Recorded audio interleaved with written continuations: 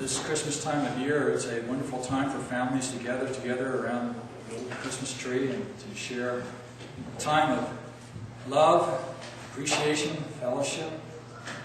It's a wonderful time when children scamper down stairs, as I did when I was a little boy, run down to the Christmas tree and find it covered with presents, and quick try to sort out all those that belong to me, separate them from my brother's presents, and begin unwrapping and finding the wonderful surprises that my parents had in store for me.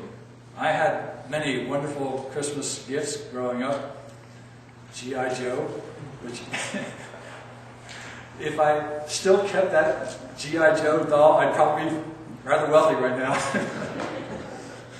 I remember receiving a big cannon that would shoot a ball. Probably wouldn't pass the safety test today, but those are things that we loved, we enjoyed celebrating. Of course, one of the great memories was the train that my father would set up around the Christmas tree. We would watch the train go circling around that tree from time to time. It was all exciting. And now the exciting thing is that my father's grandchildren now run to the very same train set. And they're all excited about seeing that train go round and round. There's something about trains, and little boys especially. They love trains. Christmas is a time of gifts. It's a time when we expend something of ourselves, give something of ourselves to others, and show our great love for them. In a similar fashion, God has done the same for us in the sending of His Son, His most precious gift. The Apostle Paul tells us a little bit about this wonderful gift of God's love in his letters. We saw last week that he does not spend a great deal of time going into the details of Christ's birth story. Rather, Paul gives us a broader, deeper perspective, perhaps, on that birth, only touching on the surface of what took place there. But in that brief touch on the surface, he reaffirms the truths of what you would find in the gospel accounts themselves of Matthew and Luke especially. The stories of the birth of one in Bethlehem, of the family of David. We saw last week Paul spoke of Jesus as the one who was born of the line of David. And so he bore on him that Jewish descent. Specifically, the Messianic line was focused in Jesus. This morning we look at what Paul has to say in Galatians chapter 4, especially where he says that Jesus was born of a woman.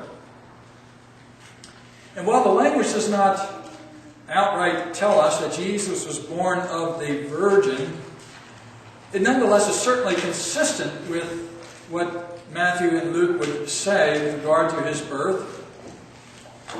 He does not say that he was born of Joseph and Mary. He does not mention that kind of union, just he was born of a woman. Now, he has purposes behind that. Because as he is speaking of this birth, he prefaces it by saying that God sent His Son into the world. And so our interpretation of this birth of a woman must be seen in the context of God's sending action. God sending His Son, His pre-existent Son, into the world. Our modern world does not accept such a notion. It tries continuously to humanize the story and naturalize it, divorcing it of its supernatural content, of its divine authorship. And so this story of God sending His Son, born of a woman, born under the law, is humanized to such an extent that any notion of pre-existence is explained away and simply understood as God in some way coming to this child, this boy, Jesus, and adopting him, if you will, and sending him into the world, much as He sent Jeremiah the prophet to the people of Judea long ago. And so it's entirely naturalized and humanized. This divine nature is put off to the side. You really can never get away from God's work in the world. Even if you explain it as in a humanistic fashion like that, it is still God sending someone. There's still that supernatural element. You haven't quite explained it all away. But even further, if Paul wanted to simply use a human description of who Jesus was, certainly being born of a woman is a natural description, but it's not a particularly special description, is it? Because who also isn't born of a woman? We are all born of women. We are all born under law. There's nothing special about being born of a woman and born under law. That happens to all of us. And so, to describe Jesus in this way is not really to single him out from the rest of humanity or to make him particularly special. Unless it's God sending his pre-existent Son, eternal member of the Trinity, into the world, taking on our humanity. And now all this becomes very meaningful. Because it is as God's Son that he takes on our human flesh.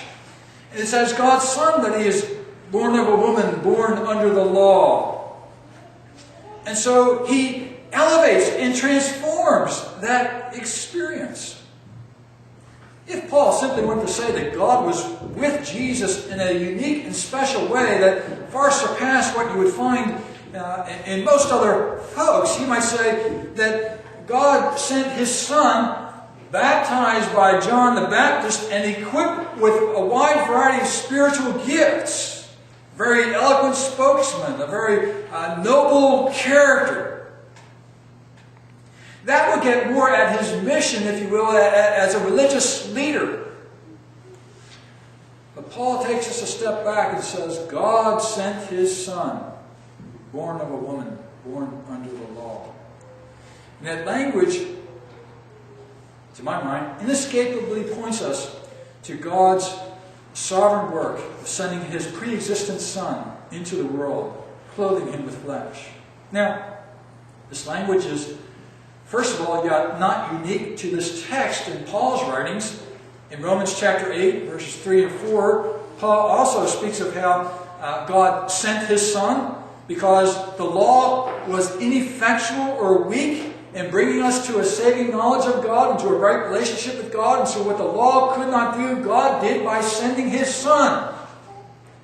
Here again is that language of God taking into action and sending his Son, a special individual, into the world for a specific purpose, because none of us who were under the law could find our way out of that law. None of us could work our way out of that law and find liberty, freedom, salvation. We were enslaved to the law. It took something magnificent, something extraordinary to happen in order to effect a change in our circumstances. It had to be God sending his own Son into the world. It was only in this way that redemption could be accomplished.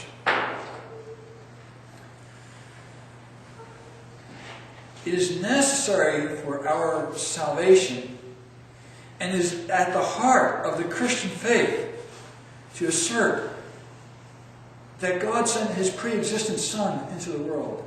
Not just simply that Jesus was a marvelous teacher, rabbi. We lose our salvation if Jesus is not much better than us. If he is simply an expert, a religious genius, someone who's further along in the evolutionary scale of being and somehow is showing us the way. He's not really able to save us. You need to have God come and save us. And here's why. A man cannot lay down his life and give that life in such a way as to atone for the sins of many. It just cannot happen. You need a divine nature to uphold that humanity and to infuse it with its virtue. So Paul says God sent his Son into the world. I would say again, this is not just unique to Paul and his writings. It is consistent with other texts as well. First, Jesus himself. In Mark's Gospel, the 12th chapter, tells the story of the parable of the tenant owner who has a vineyard. He loans it out to tenants and they're to work the vineyard, and then he comes back and he wants to get the fruit. So he sends various servants along to the tenants, ask them for the fruit. They beat one, beat another, and finally they kill a third. And then the owner says, I got no one left to send. I will send my son, whom I love. Jesus is clearly reflecting on himself, his own nature. He's saying, I am different from the servants, the prophets who came to Israel long ago and proclaimed the way of salvation, though they were beaten and rejected by their own people. I am the Son. And he comes into the Lord's vineyard. He's different. He's God.